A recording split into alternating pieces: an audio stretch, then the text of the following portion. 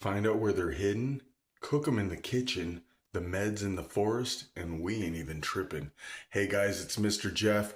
I've got this cool recipe I'm gonna do with these King Stropharia, aka wine caps. You're gonna love it. Stay tuned. Check this out. Mr. Jeff, the mountain legend, with a story that has no end. Mushroom hunter, bear defeater, wore boots that seen more miles than you. Look at all these mushrooms, guys. My close friend Daniel, you probably know him as Mushroom Nerd. Go check out Mushroom Nerds on a lot of the social media platforms. But hey, he hooked me up with a huge score of wine cap mushrooms.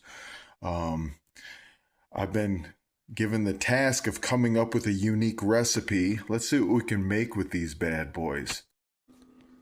Now, due to the fact that we cleaned them up pretty good and cut off bad spots out in the field, taking them into the kitchen was a much easier process with the preparation. All I really had to do is just cut the stems from the caps. I split the stems in half lengthwise, laid them out, and I'm laying the caps open.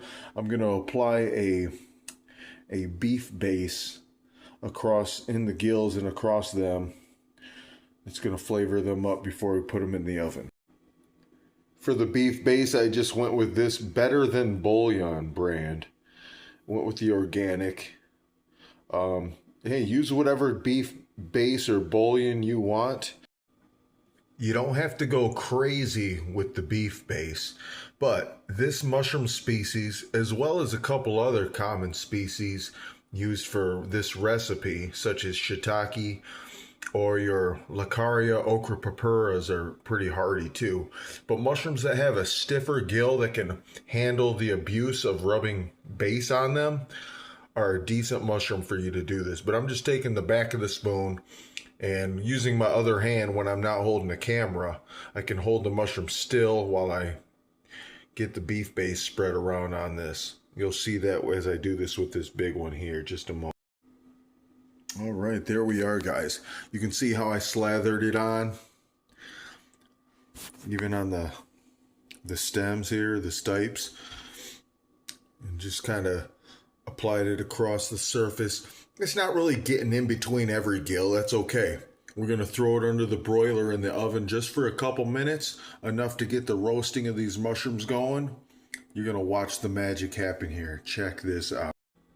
Now, one thing to consider, guys, if you're not too familiar with broiling, is that when you set that broiler on, it's going to get hot quick and it'll burn them if you don't pay attention to them. Broiling is one of those cooking techniques or methods that you actually just want to keep an eye on it almost the whole time. Find that sweet spot, because once they start burning, it's going to be too late. I also want to make quick mention that I have two broiler settings. I went with the low setting so it can take a little longer. In this case, they've been in there probably 4 or 5 minutes and they're looking just about done. You can see that the base is kind of liquefied, but I'm going to take them out. I'll spread it around a little bit more to make it even and such, but I'm really just wanting the mushrooms to get some of the moisture out and to start to kind of get that tenderness like they've been cooked. There we go. I've pulled them out of the oven.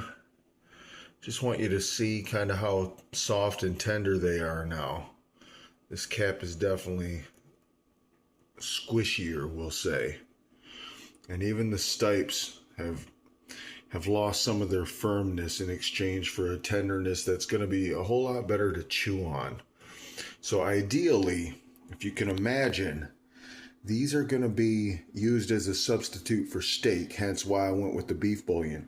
If you wanted to go with like a chicken bouillon or base to go with a chicken flavor, go for it. Give it a shot. I'd like to leave a comment and let me know what you think of experimenting with some other flavors, maybe even a vegetable base.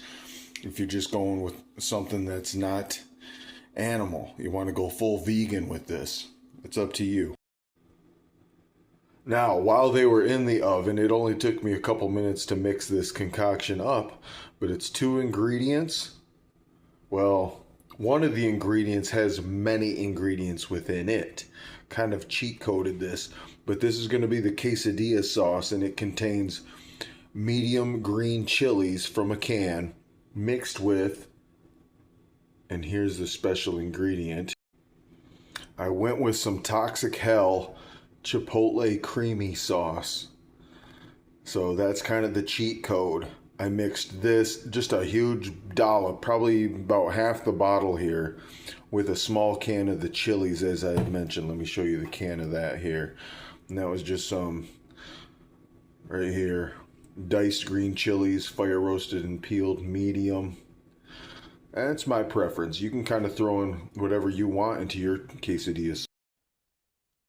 All right, guys, pan's heating up. Throwing butter in the pan. Beautiful. Don't be shy with the butter. All right, here's what I did too. So I just thinly sliced the caps and the stems even more, trying to make them like little tiny strips like you would find in a quesadilla. See what I'm saying? And see how tender that is?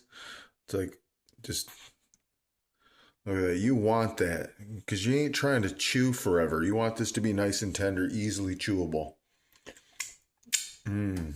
So let's get this quesadilla made. All right, I took that spoon, slathered on a good heaping spoonful in there. And I'm just going to toss in some of these. You can be generous. I mean, you're making it for yourself, right? Make it how you want. I know I'm loading it up. Here, we're throwing a little bit more. But it is not a quesadilla without cheese. You're probably wondering, where did I put the cheese? Well, it's underneath here. So give me a second. I got to switch hands around. All right, there you have it. I threw on a decent amount of cheese. I'm going to fold this in half, throw it in the pan. Let's do it.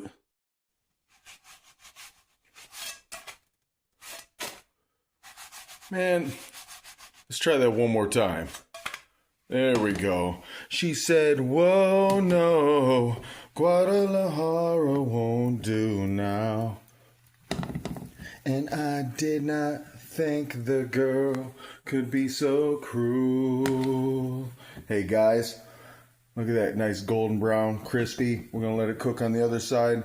I'm a little weird. I gotta eat everything with an avocado, so I'm just gonna slice up an avocado to go with this. You can pair it up with whatever you want, or just eat them straight up like they are. And don't forget, add more of this sauce on top if you want to. But when this is all done, I'm gonna take a nice bite in front of the camera, do a little taste test with y'all. Man, you're in for a nice mushroom treat, guys.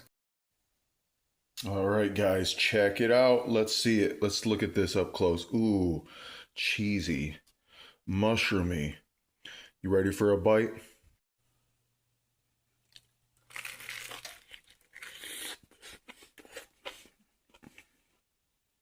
Oh, this is disgusting. I'm just kidding. No, this is amazing. Mmm. Mmm.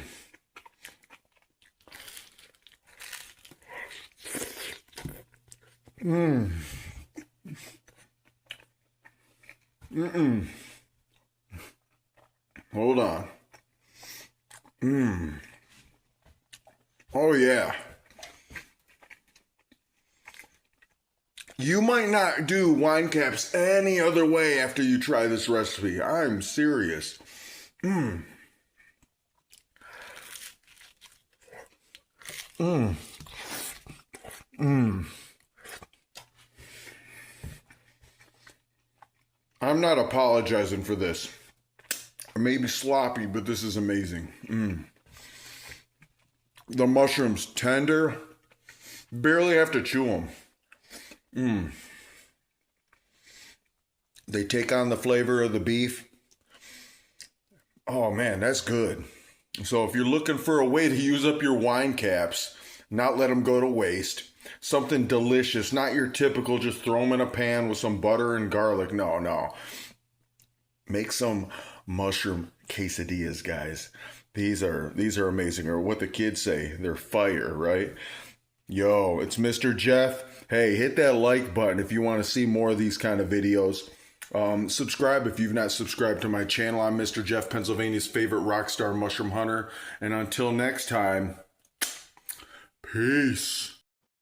And I'm never going back to my old school.